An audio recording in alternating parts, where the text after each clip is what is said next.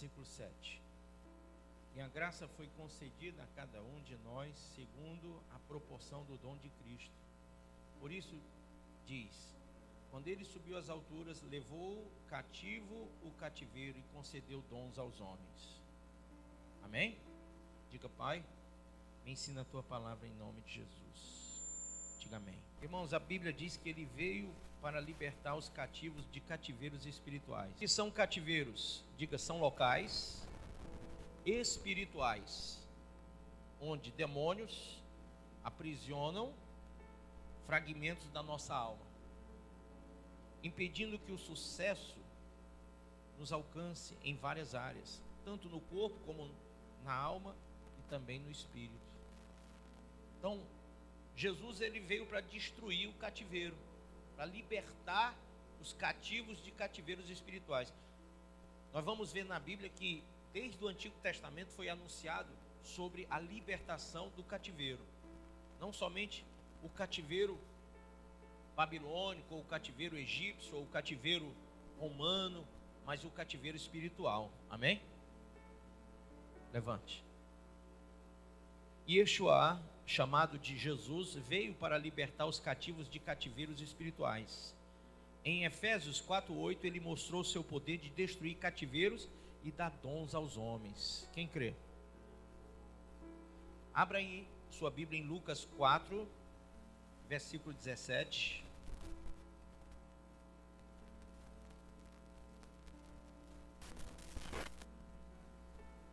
Lucas capítulo 4, verso 17. Quando ele subiu, irmãos, às alturas, Jesus, ele levou o cativo o cativeiro e deu dons aos homens, dons de libertar. Foi Jesus que disse lá em Marcos 16: em meu nome expulsarão demônios, curarão enfermos, falarão novas línguas, pegarão em serpente, beberão o veneno e não lhes fará dano nenhum. Amém? Então, em meu nome, milagres maiores que esses acontecerão. Vocês farão maiores milagres. Então veja, Lucas 4, 17 e 19. Quem achou diz amém.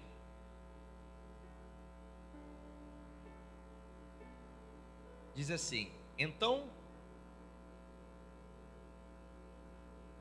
16, não é 17. Indo para Nazaré, onde fora criado, entrou no sábado na sinagoga segundo o seu costume e levantou-se para ler. Então lhe deram o livro do profeta, qual profeta? Isaías. E abrindo o livro, achou o lugar onde estava escrito: o Espírito do Senhor está sobre mim, pelo que me ungiu para evangelizar os pobres, enviou-me para proclamar libertação aos cativos e restauração da vista aos cegos, para pôr em liberdade os oprimidos e apregoar o ano aceitável do Senhor. Está lá em Isaías 61, versículo 1 e 2, amém? Então, quando ele disse, olha, o Espírito do Senhor, quem tem o Espírito de Deus tem que ter isso aqui, olha.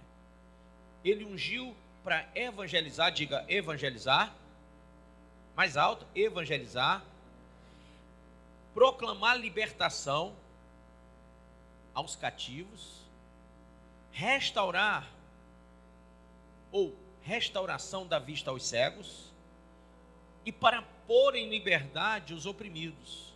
Então, todos os cegos da época de Jesus foram curados? Não. Jesus, ele não veio dar uma liberdade, uma cura ao cego do corpo. Claro que lá ele fez algumas curas, tirou uma cegueira de um, uma cegueira de outro, mas em sua grande maioria dos seus 3 anos, o que ele fez foi proclamar libertação espiritual, porque a Bíblia fala que o diabo cega o entendimento das pessoas. E quando Isaías profetizou sobre Jesus, e Jesus leu o texto de Isaías dizendo, hoje se cumpriu essa palavra, ele está dizendo, olha, eu vim dar a vocês a vista, ou seja, a visão que vocês perderam lá no Éden, lá no pecado, amém? E ele veio trazer liberdade, veio trazer uma nova visão, uma visão do reino de Deus.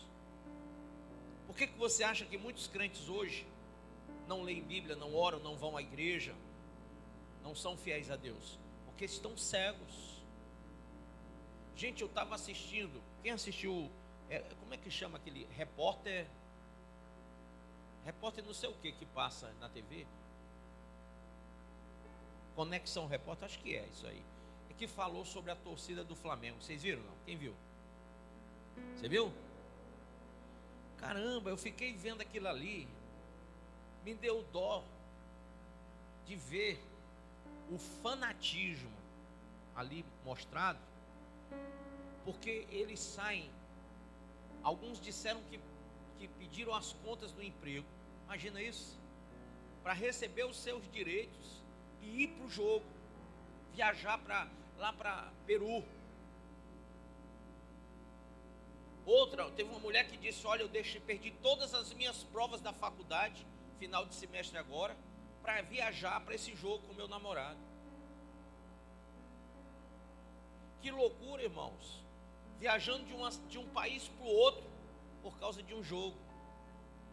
E tinha gente chorando, copiosamente chorando, porque estava com medo de não conseguir comprar a passagem para viajar, porque faltava dinheiro para completar aquela passagem. Então estava vendendo roupa, estava vendendo o que tinha para poder comprar a passagem. E teve uma barricada no meio do caminho, os chilenos estavam fazendo lá uma barricada, e quando o repórter perguntou: e aí, tem uma barricada na nossa frente, e eles começaram a gritar: vão sair, ou seja, ou sai, vão entrar no braço, mas não vão deixar de passar para assistir o jogo deles. Ou seja, ia ter uma briga violenta ali, ia sair morte, porque duas nações, povos de duas nações iriam se debater por causa de um jogo de futebol. Imagina isso, irmãos, isso é um cativeiro ou não? 4 pessoas morreram do coração no dia do jogo. Quem soube disso? Aqui em Fortaleza teve um cearense, passou mal e morreu. Isso é ou não é um cativeiro? Quantas pessoas, irmãos, dizem que não tem nada para comer, mas na hora de um jogo desse aparece não sei de onde, é um pirlim-pim-pim danado, arruma dinheiro, seja lá de onde for, mas vai. Eu fiquei pensando nisso, e olhando para o que eu vejo aqui na igreja, as pessoas lá estão dando a vida para ir para um jogo no outro país, e muitas pessoas não dão a vida pelo evangelho, sim ou não? Nós somos filhos de quem? Através de quem? Cristo. Somos filhos de Deus através de Jesus. Qual foi o exemplo de Jesus? Jesus deu ou não deu a vida por nós? Ele disse: importa que vocês também deem a vida de vocês. Quem perder sua vida, ganhá-la-á. Mas quem não perder sua vida, não herdará a vida eterna. Olha com que simplicidade Jesus está mostrando o que está acontecendo hoje. As pessoas estão dando a vida por um time de futebol, por qualquer coisa, mas pelo evangelho elas não estão dando. Elas não estão mais querendo servir a Deus. E isso é um cativeiro espiritual que a igreja do século 21 entrou. Eu sou pastor do século 20. As igrejas do século 20 eram lotadas. No século 20 não tinha internet. No século 20 não tinha internet. Quando eu comecei a pregar, não tinha nem computador, acho que existia. Aí sabe o que acontecia? As pessoas liam a Bíblia mais, oravam mais, iam mais para a reunião de oração na igreja, iam mais para os cultos, eram mais fervorosos. Quando tinha uma cruzada evangelística, estava todo mundo lá, evangelizando no meio da rua, para juntar. Os crentes de hoje, irmão, pelo amor de Deus, estão tudo no Facebook, no WhatsApp. Não tem mais isso, morreram. É uma geração morta espiritualmente. É uma geração fria. Quem está entendendo isso? Quem aqui é ungido pelo Espírito Santo? Se você tem que ser livre desse cativeiro que impede pessoas de irem ao culto, de virem à igreja, de buscar. Tem uma irmã lá em cima, uma obreira, que eu disse assim: irmã, cadê o povo que você evangeliza? Ela disse: bispo, tem gente que diz que só vem se um carro for buscar. Eu disse: então vai morrer lá. Porque, irmão, sinceramente, eu não cresci com esse negócio de carro indo buscar. Eu andava 32 quarteirões, 16 para ir, 16 para voltar para a minha igreja. Eu nunca tive carro para me pegar. Meu pastor nunca educou ninguém dessa forma. A gente ia longe para a nossa igreja. E quando ele marcava uma cruzada lá no centro da cidade, ia todo mundo para lá. Lá naquela praça dos bombeiros. Ia todo mundo para lá. Para evangelizar. Para trabalhar na cruzada. Então eu fico pensando, meu Deus, onde está a geração que ama o Senhor, que quer o Senhor? As pessoas hoje não querem mais carregar isso aqui, ó. Bispo, é porque eu uso o meu celular. Esquece celular, irmão, anda com a Bíblia. Mostra que tu é crente. Amém? Não tem coisa mais linda do que você andar com a Bíblia na mão. Do que você levantar o seu troféu, que isso aqui é um troféu, é a palavra de Deus. Isso aqui é a medalha do crente vencedor. Quem concorda? Levanta a mão. Isso aqui é o símbolo maior de quem vai morar no céu. Olha, lá em Apocalipse 12 diz que quem vence o diabo, vence por causa da palavra do testemunho e do sangue do Cordeiro. Então quem tem a palavra de Deus tem vida.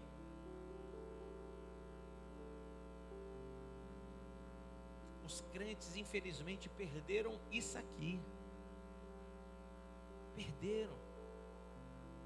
E quando você perde a bússola, você não vai chegar em canto nenhum. Eu pergunto, esses 4 homens que morreram do coração por causa do jogo do Flamengo, eles estão aonde agora? O que eles vão fazer no próximo jogo? Quanto foi que eles ganharam? E aquele povo que foi lá para o jogo lá do Flamengo, lá no Peru? Foi Peru, não foi? Lima, não foi? Peru? É? Quanto foi que eles ganharam? Ah, bispo, não ganharam, mas o time ganhou. E o jogador do time hoje, amanhã está jogando no time contrário, porque basta mandar um dinheirinho e ele assina contrato com outro time. Hoje o cara é jogador do Ceará, amanhã ele é jogador do Fortaleza. Hoje ele é técnico do Ceará, amanhã ele é técnico do Fortaleza. Por quê? Porque o que rola é o quê? Dinheiro. Eu fico triste quando eu vejo gente aqui da igreja indo para estádio. Sabe por quê? Só por isso. Porque se você for ver, essa pessoa não dá um centavo aqui na igreja. Mas lá, dá a vida, no meio da rua, sofre maior problema. Gente apedrejando gente, bala para tudo que é canto, a polícia atirando bala de borracha, e nego batendo em nego, e gente sangrando. Rapaz, você quer dar uma vida por alguma coisa? Dê pelo Evangelho. Dê pelo Evangelho.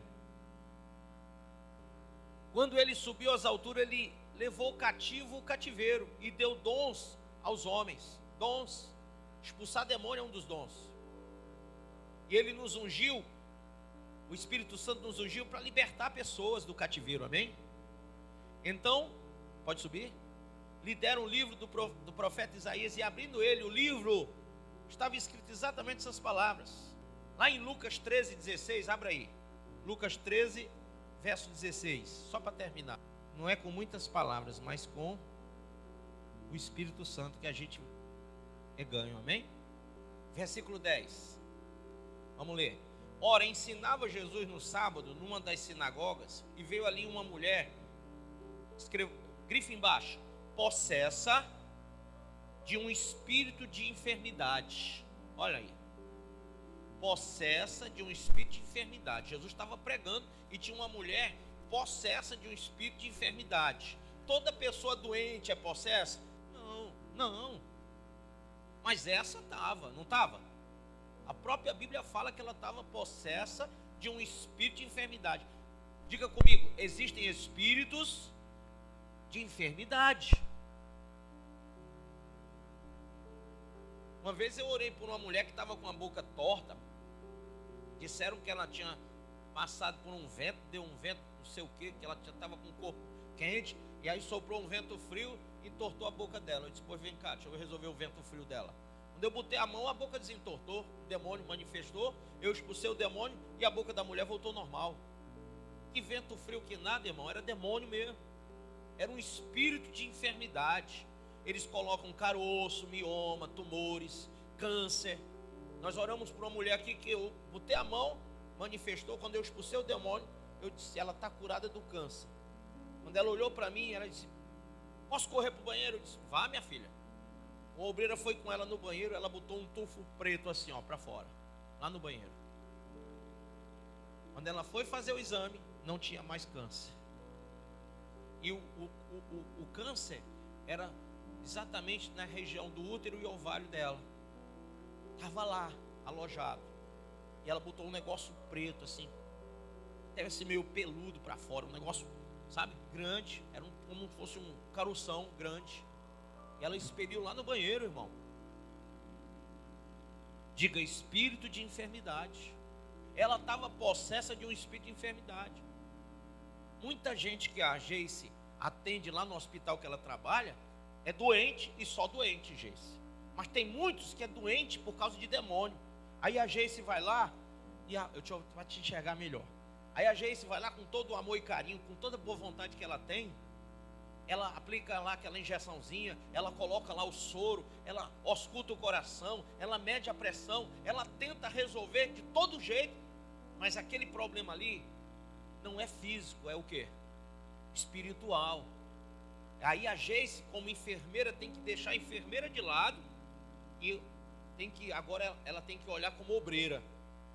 E como obreira, ela vai dizer assim para a mulher, deixa eu fazer uma oração em você. E expulsar o espírito de enfermidade. Está entendendo? Expulsar o espírito de enfermidade. Eu estava na Unifor. Quem conhece a Unifor? Eu estava na Unifor. Nessa época, nos meus anos, eu tinha 19, 20 anos, 21 anos por aí. Eu fazia o curso de economia na Unifor nessa época. E eu me lembro que um rapaz, ele tinha problema até para andar. Ele andava assim meio curvo.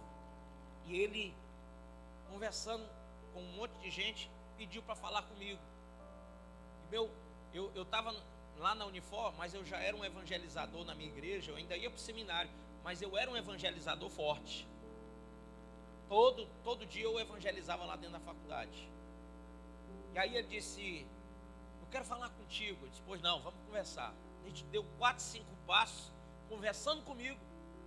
Vem cá, meu amor, vem cá, deixa eu falar com você aqui, igual que eu falei com ele. Eu aqui conversando com ele aqui, e ele contando a vida dele, de repente o Espírito Santo falou assim no meu ouvido, está falando com o demônio. Eu disse, como? Está falando com o demônio. Aí eu olhei assim para o rapaz estava tão normal. Eu disse, não vou falar, porque ele está com o demônio, porque ele vai dizer, ei cara, você está me tirando aí. Mas eu olhei para ele de novo, fiquei olhando e disse, rapaz, não é possível que esse demônio pareça tanto com ele. Gente, naquela época eu não sabia trabalhar com libertação, eu estava aprendendo. Deus estava me moldando ainda. Mas me deu uma certeza tão grande. Como é o nome dessa certeza? Diga, bem alto. 2 letras. Mais alto. Fé. Essa certeza foi tão grande que eu olhei e disse assim, demônio, senta ele aí.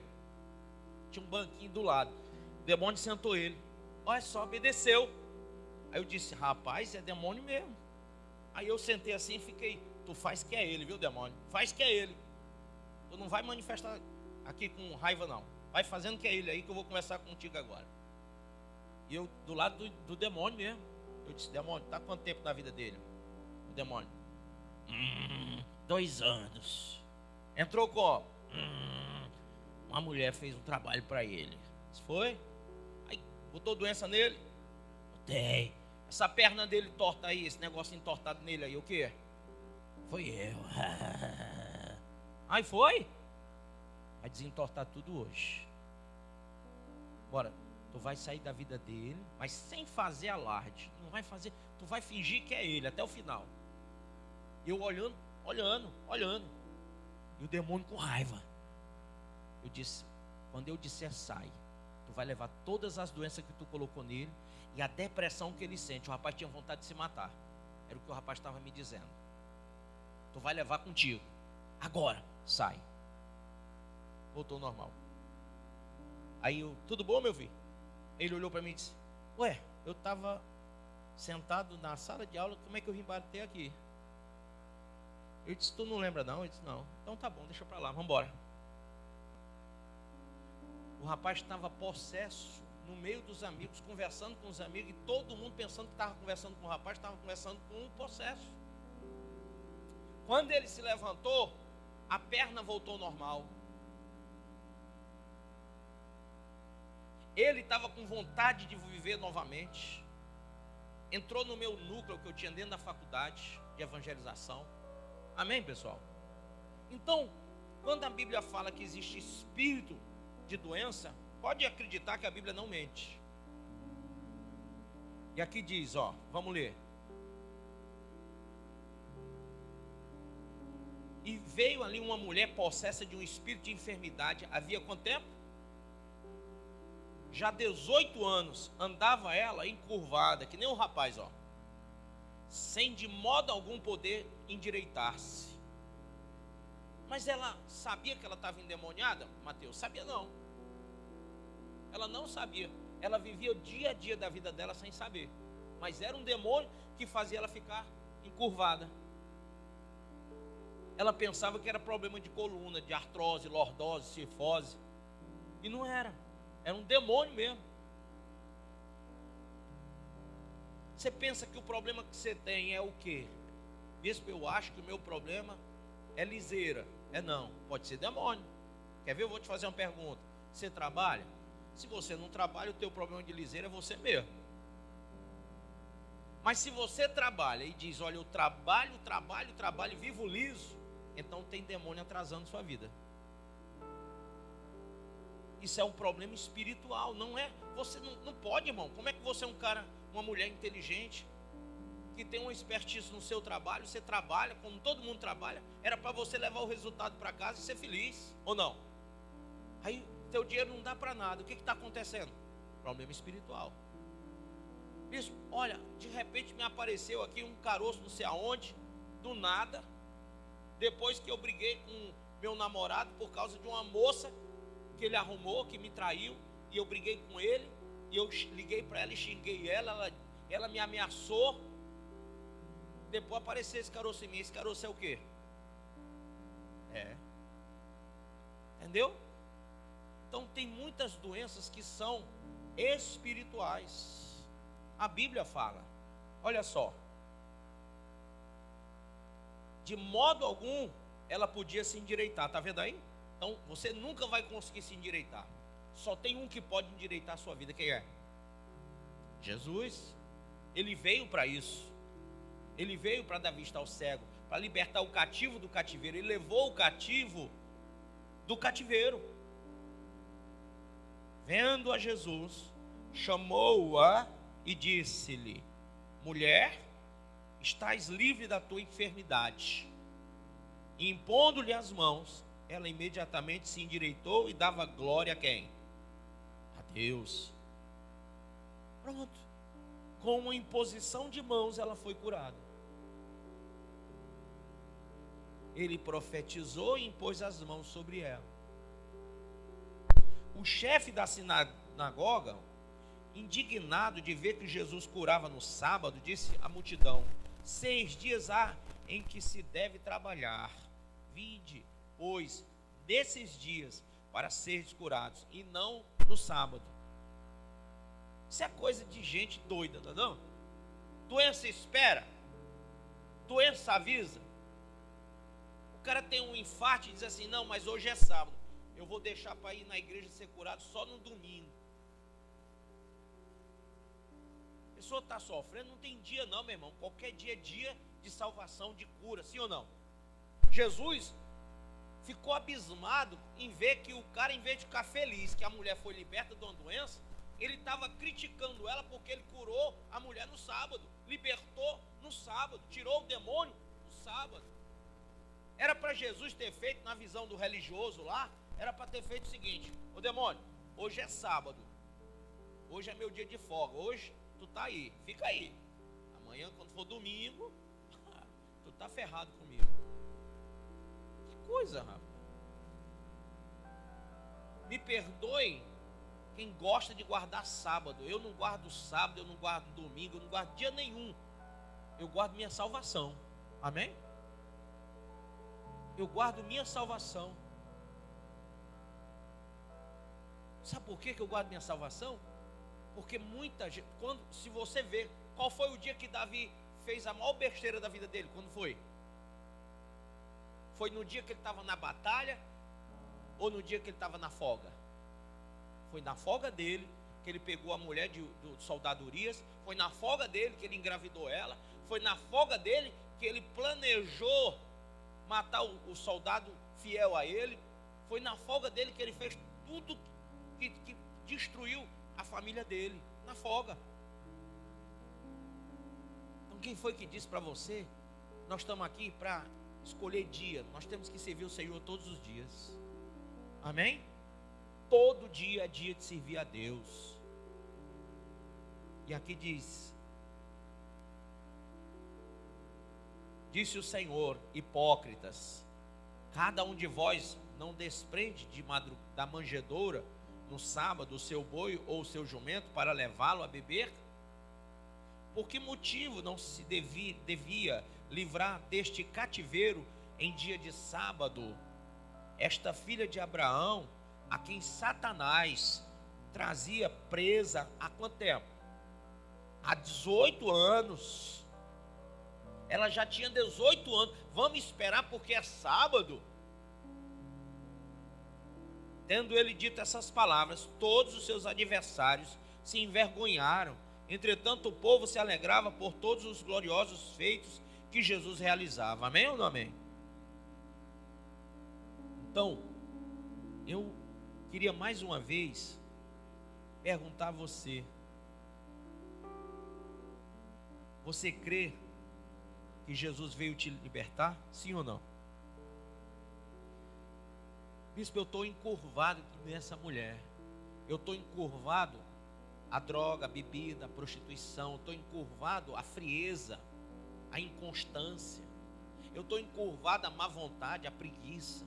Eu não tenho coragem. Eu tenho coragem de ir lá para o Iguatemi passear, mas eu não tenho coragem de ir no meio das ruas evangelizar. Gente, isso é um espírito de possessão. Obreiros, diáconos, uma pessoa que não evangeliza, uma pessoa que não se dedica à obra de Deus, seja membro da igreja, seja obreiro, que não tem vontade de produzir para aquele que é o Senhor da glória, está aprisionado no cativeiro, irmão. Você tem que ter, para ser livre, você tem que ter o seu coração, a sua vida livre para Deus. E olha que quando Paulo fala aqui em Efésios 4, versículo 1, quando Paulo fala aos Éfesos, no capítulo 4, versículo 1, ele está se dizendo cativo de Deus, prisioneiro de Deus. O que me faz entender que ou eu sou prisioneiro do diabo, ou sou prisioneiro de quem? De Deus. Nessa vida, nós não somos de nós mesmos, não. Bispo, eu sou dona do meu nariz, eu sou dono do meu nariz. É não. Você anda num sistema espiritual que ou você serve a Deus ou você serve ao diabo.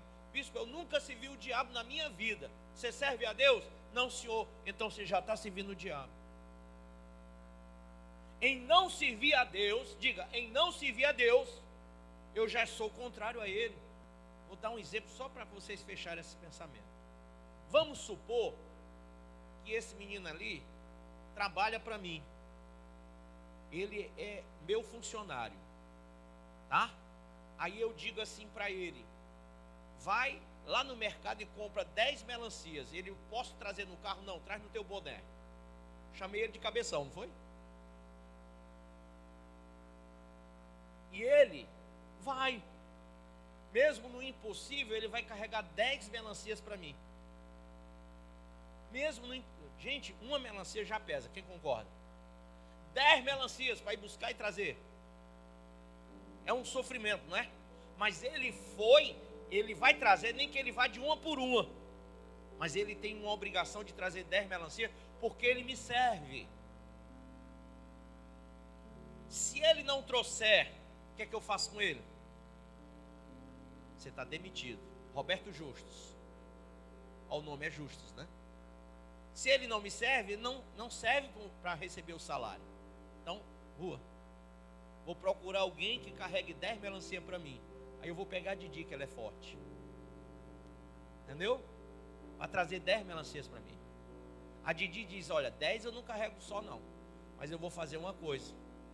Eu vou pegar 10 pessoas, cada um pegando uma, para me ajudar. Aí você diz, mas bispo, o senhor só paga ela. Verdade. E todos aqueles 10 que vêm com ela, vêm por uma coisa chamada, quem sabe? Graça. Não é de graça, é graça. Favor não merecido. Simplesmente porque a amam. Disseram, eu vou ajudar a ela, porque ela tem um preço grande a pagar. E o que é que nós entendemos com o Evangelho? É isso, irmão. Jesus veio e pagou o preço da nossa alma. Agora Ele conta conosco para carregar essas melancias, que é o povo, para a casa dele. E se a gente não faz, se a gente diz que não é capaz, que não tem força, se a gente não se dispõe a dar 10 idas e voltas para trazer de uma por uma, se a gente pensa no trabalho que vai dar, no peso que vai carregar, na dificuldade que vai ter, e a gente simplesmente para tudo, nós vamos perder a qualidade de ser servo de Deus. E quando você não serve a Deus, você vai servir a quem? Quem é que não quer que você faça? Quem é que quer que você humilhe a Deus? Quem é que quer que você não sirva a Deus? O diabo. E ele vai sempre estar dizendo para você, não vai que você não consegue, não vai que você é fraco, não vai que você não pode, não vai que não vai dar certo. Então, irmãos, não existe, na questão de servir, não existe outra coisa, ou a Deus, ou ao inferno, ao diabo. Quando eu não faço nada, eu já estou servindo a Satanás, porque não estou fazendo o que Deus mandou. A Bíblia diz, aquele que sabe o bem, procura essa passagem para mim, aquele que sabe o bem que deve fazer, e não faz, comete pecado. Então quando você sabe que deve, saber que eu devo, já é uma, poxa, eu devo fazer a evangelização, eu devo ganhar alma, eu devo ler a Bíblia, eu devo orar. Olha o que Paulo diz, versículo 1, diga comigo, rogo-vos, pois, eu, o prisioneiro no Senhor, que andeis de modo digno da vocação a que foste chamado. Ele diz, eu sou cativo de Deus, não sou mais cativo do diabo, não sou mais cativo do inferno. Quando eu era cativo do diabo, eu matava os cristãos. Agora eu sou perseguido por Cristo, amém? Por causa de Cristo eu sou perseguido, sou preso, sou chicoteado, porque eu sou servo de Deus. Olha o que diz aí, aquele pois, Tiago 4, verso 17, aquele pois que sabe fazer o bem e não o faz, comete o quê? Pecado. Tem muito obreiro que diz assim, não, eu vou cear porque eu não estou me prostituindo, eu não estou fornicando, mas não está ganhando alma, então está em pecado. Tem muito irmão na igreja que chega na igreja e diz assim, não, Eu não estou fazendo nada de errado, eu posso cear. Você está fazendo o que é certo? Ah, bispo, aí é outra história. Não, então você está em pecado também. Pecado da omissão. Não é só da ação, é da omissão também. Eu também peco por não fazer. Peco por não fazer. Quando é que um casamento se acaba? Quando alguém deixa de fazer o que tem que fazer, sim ou não? Quando é que uma amizade se acaba? Quando alguém deixa de ser amigo do outro. Né? Quando é que uma confiança se acaba? Quando alguém deixa de dar confiança, passar confiança para o outro. Então, irmãos, nós podemos acabar com a nossa vida espiritual ou prosseguir para o alvo, como está lá em Filipenses 3, se a gente usar a nossa inteligência espiritual e perceber que existem demônios, existem cativeiros espirituais, existe um reino espiritual, e a Bíblia diz que o mundo já está onde? Nas trevas, no maligno. Então eu estou no meio de um mundo que é muito ruim. Cada dia que passa piora, sim ou não? Não está piorando? Quem está notando que o mundo está piorando? Está ficando mais ruim viver nesse mundo, irmão. As pessoas não... Meu Deus, perderam tudo. Perderam o bom senso, perderam a vergonha, perderam tudo. Caramba, às vezes eu estou no meu Facebook lá, aí aparece uma mulher dançando, mostrando, fazendo o tal do quadradinho. Eu digo, pelo amor de Deus, como é que bota isso no Facebook? Aí eu... Que ridículo.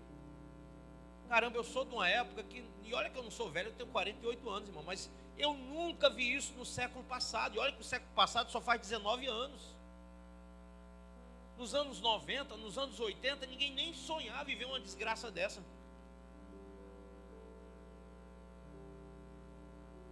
Você que foi minha obreira, você lembra disso? Você foi minha obreira nos anos 90, né? Você lembra disso?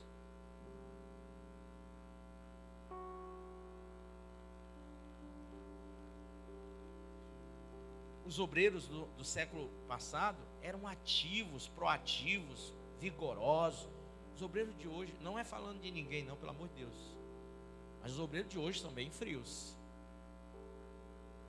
É indiferente. No século passado eu vi os caras evangelizando.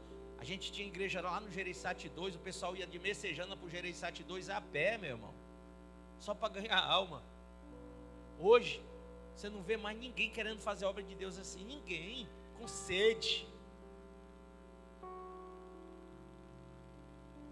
Nós precisamos ver qual foi o cativeiro que nós entramos. Se você está no cativeiro de Cristo, você é prisioneiro do Evangelho, e você vive o Evangelho, ainda que doa, ainda que gema, você está vivendo o Evangelho. Ah, não me agrado não, mas está lá, porque você é prisioneiro do Evangelho. Essas roupas que agora eu tenho que usar não me agradam. E quem foi que disse que você está no Evangelho para se agradar? Você está para agradar a Deus. Amém? Deixa eu terminar com essa. Estava ligado numa palestra de um pastor. Eu vou chamar pastor só para fazer um favor para ele. Presta atenção, essa é forte. Um pastor dizendo assim: sabe por que as igrejas estão vazias? Porque uma pessoa vem de um culto católico, de uma missa católica, que dura 45 minutos, 50, e quando entra numa igreja evangélica é 2 horas, 2 horas e meia de culto. Então os pastores e o grupo de louvor demora muito, e o pastor demora demais. Culto evangélico demora muito.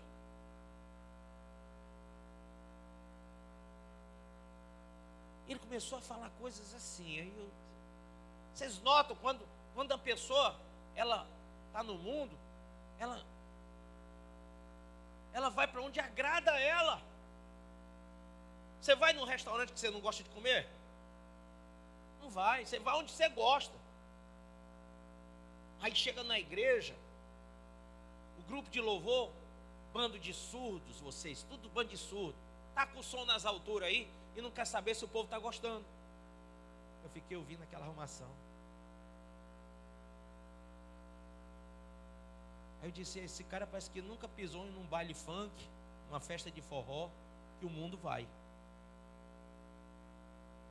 Esse cara nunca passou a noitada que o mundo passa, num clube de forró, que chega lá 11, meia-noite, sai 5 da manhã. Quem já viu isso? O som lá nas alturas, cheirando cocaína, fumando, tudo que é coisa que vem pela frente. Caramba.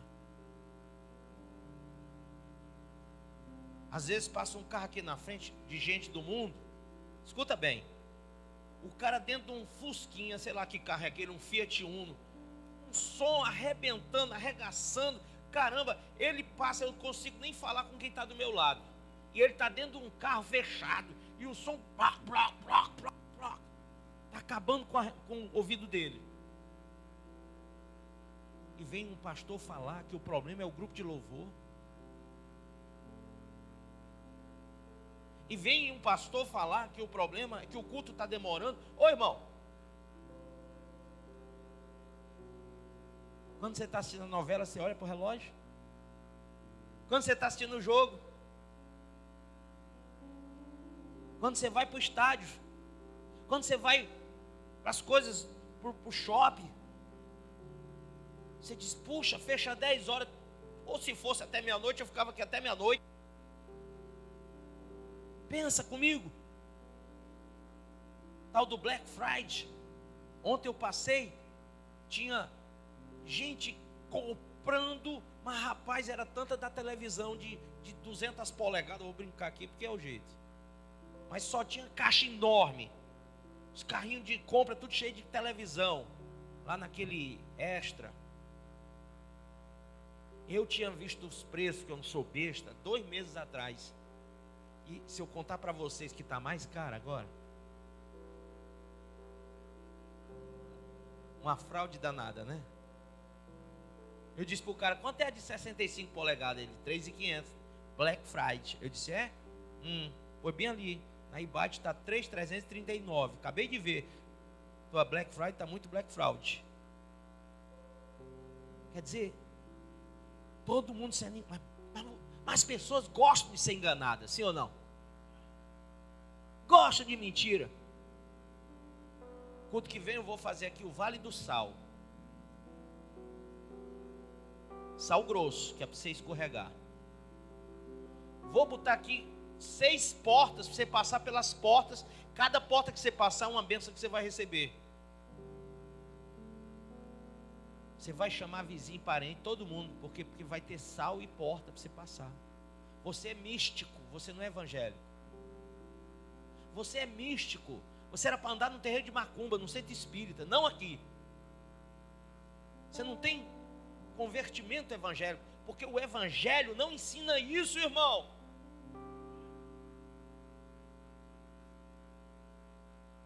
Aonde estão os crentes que vão morar no céu? Que amam Jesus pelo que Ele é, que amam a igreja, que amam o pastor, que amam a Bíblia Sagrada, que amam orar, que amam jejuar, que amam viver para Deus, que abandonou o pecado e quer o Senhor. Eu não sou dizimista porque eu não tenho dinheiro. Se eu tivesse, eu ajudava a igreja. Eu não sou ofertante porque eu não... Deixa de mentir, porque se você mentir, Deus vê. A Black Friday está cheia de gente pobre nas filas. As pessoas não têm para dar aqui, mas lá fora eles dão. Eu já fui evangelizar muito, eu não entro na casa de um pobre que não tem uma televisão boa. Estou falando sério, é verdade. Assim que você entra na sala, tem lá no mínimo 45 polegadas na TV, lá. Quando você entra, aí vai vendo, puxa. Tem mais eletrodoméstico aqui que na minha casa, todinho. O que eu estou falando? Isso é errado? Não. Sua casa é para ter do bom e do melhor mesmo. Você está mais do que certo. Pinte sua casa, ajeite seu telhado, compre sua televisão de 90 polegadas, se você tiver dinheiro para isso. Não tem problema. Eu sou contra o consumismo exagerado. Mas mesmo assim, se tu quer, cara, só tem essa vida aqui na terra e depois do céu. Enquanto está aqui, dá para você comprar coisa boa. Amém? Não sou contra não, você tem isso mesmo. A Bíblia diz: comereis o melhor da terra. Então coma. O que você vai comer? Arroz com ovo? Para dizer que é pobre, se você pode comer camarão com arroz? Vai comer. Isso é tão caro. É não, aqui do lado é R$19. Um arroz de camarão gostoso. De vez em quando eu vou com a minha mulher lá. E é bom. E eu fico todo chique, no meio da rua comendo. Ah, bicho, a gente tem que comer. Tem, cara, você não tem que comer coisa ruim, não. Sabe onde é que está o erro? O erro está em a gente olhar só para a gente e não olhar para as coisas de Deus. O erro está em a gente deixar a casa da gente linda, como está lá em Ageu capítulo 1, e a casa de Deus de qualquer jeito. O erro está em a gente não valorizar e não botar Deus em primeiro lugar. Cada vez que alguém compra um carro aqui ou uma moto, eu fico feliz. Caramba. Falar nisso, irmão, tu tem que me cobrar. Eu estou com um adesivo do teu carro lá em cima. Se tu não pegar hoje, eu vou ficar de mal contigo. Você está entendendo? Eu faço festa quando o irmão diz assim: comprei uma casa. Puxa vida, como eu fico feliz. Porque eu quero poder dizer, passar na frente de uma casa triplex, que nem o do... Não, triplex não, né? Que o Lula está preso, aí não dá certo. Vamos falar de uma duplex. Eu quero passar e ver você lá.